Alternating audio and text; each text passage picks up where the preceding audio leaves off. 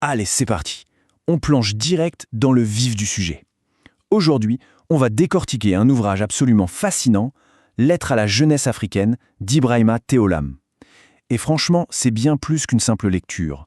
C'est un véritable guide de survie, un plan d'attaque pour le développement personnel, pensé exprès pour naviguer à travers les défis systémiques qu'on connaît bien sur le continent africain. L'idée, c'est vraiment de voir comment on prend un potentiel brut et comment on le transforme en un vrai succès concret. Et pour ça, dès la préface, on est frappé par une citation de Réka Madougou. « On devient ce que l'on croit ». Boum, ça pose le décor, non? Ça nous rappelle un truc essentiel. Tout part de la tête. L'accomplissement de soi, ça commence par une vision ultra claire et une foi inébranlable en ses propres capacités, même quand tout autour a l'air de s'effondrer. Ce qu'il faut savoir sur ce livre édité chez l'Harmattan, c'est qu'on n'est pas du tout dans de la théorie abstraite qu'on oublie le lendemain. Pas du tout. C'est un manuel d'action. L'auteur a vraiment choisi une approche hyper pragmatique pour contourner les obstacles socio-économiques d'aujourd'hui avec des exercices clairs et des témoignages super inspirants qu'on va regarder ensemble.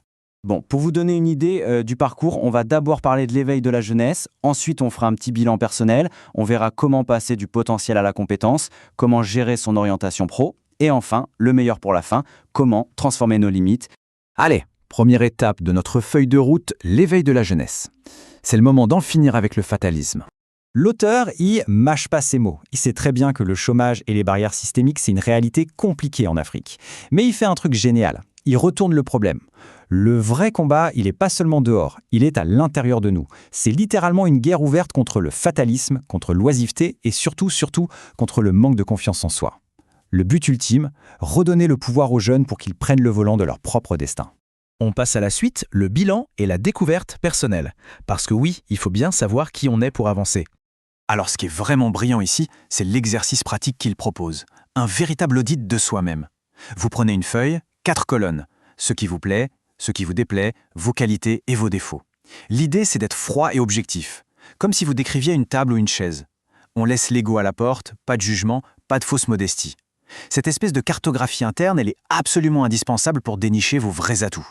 Ce qui nous amène à la troisième phase, du potentiel à la compétence, ou comment transformer un don en véritable arme professionnelle. Et là, on fait appel à du lourd. L'ouvrage cite Idrissa Nassa, le grand patron de Coris Bank. Franchement, son parcours pour bâtir un tel empire financier, c'était loin d'être des vacances. Et ce qu'il nous dit est super puissant.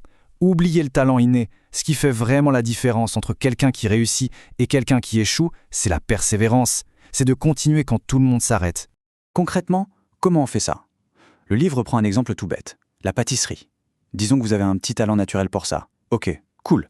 Mais après, il faut observer, lire, se former et pratiquer encore et encore.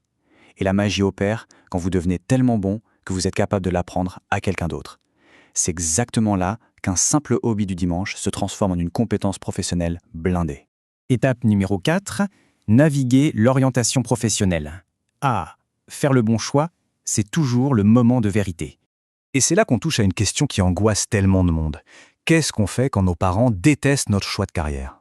C'est un déchirement total. D'un côté, on a ce profond respect, très culturel, pour nos aînés, et de l'autre, on a cette urgence viscérale de vivre sa propre vie et de s'épanouir. Comment on gère ce choc frontal? Le livre propose une approche qui est juste remarquable de maturité. Règle numéro 1, on respire, pas de clash, on écoute calmement.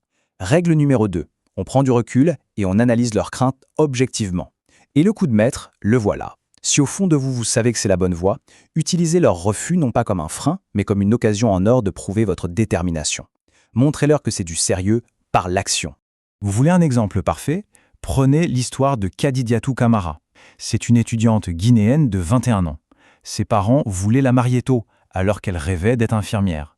Elle n'a pas hurlé, elle n'a pas fugué, elle a fait un vrai travail de pro. Elle a enquêté sur le métier, rencontré des professionnels et elle est revenue présenter son projet de vie à ses parents avec des arguments en béton armé. Et devinez quoi? Elle a gagné leur respect et leur soutien inconditionnel. C'est incroyable.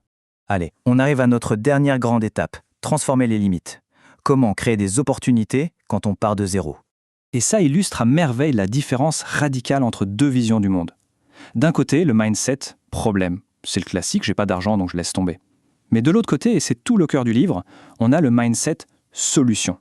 L'idée, c'est de regarder ce manque de moyens, de le regarder bien en face et de s'en servir comme d'un carburant pour innover, pour apprendre la patience et pour se forger une vraie résilience de guerrier. C'est exactement ce que nous dit l'abbé Ambroise Thine avec des mots assez forts. Il oppose ce qu'il appelle l'esprit libéré, celui qui fonce et surmonte ses peurs, au parasite. Et le parasite, selon lui, c'est celui qui reste planté là, qui attend que ça tombe du ciel et qui refuse d'utiliser les talents qu'on lui a donnés. Bref, l'indépendance, le passage à l'action, c'est la seule vraie clé pour s'émanciper. Si vous doutez encore que ça marche, écoutez l'histoire d'Hilary. Son propre frère lui répétait en boucle que son projet allait se planter parce qu'elle n'avait ni l'aide de l'État ni celle de la famille. Au lieu de déprimer, Hilary, elle a pris son courage à deux mains et elle est allée pitcher son idée en public, dans un forum. Les retours ont été tellement enthousiastes qu'elle a repris confiance en elle. Et le plus beau dans tout ça, sa famille a complètement changé de discours, sa mère lui a même offert des terres pour lancer son projet. Boum!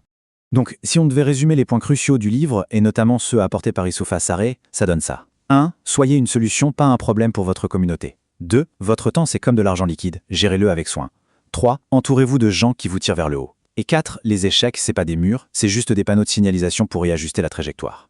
On arrive à la fin de notre décryptage. La feuille de route, elle est là, sous nos yeux. Oui, les obstacles existent, personne ne dit le contraire. Mais la vraie question, la seule qui compte vraiment aujourd'hui, c'est comment est-ce que nous, on va transformer ces limites en opportunités dès aujourd'hui. Les clés sont là, il ne reste plus qu'à ouvrir les portes. Merci d'avoir suivi cette exploration et à très vite.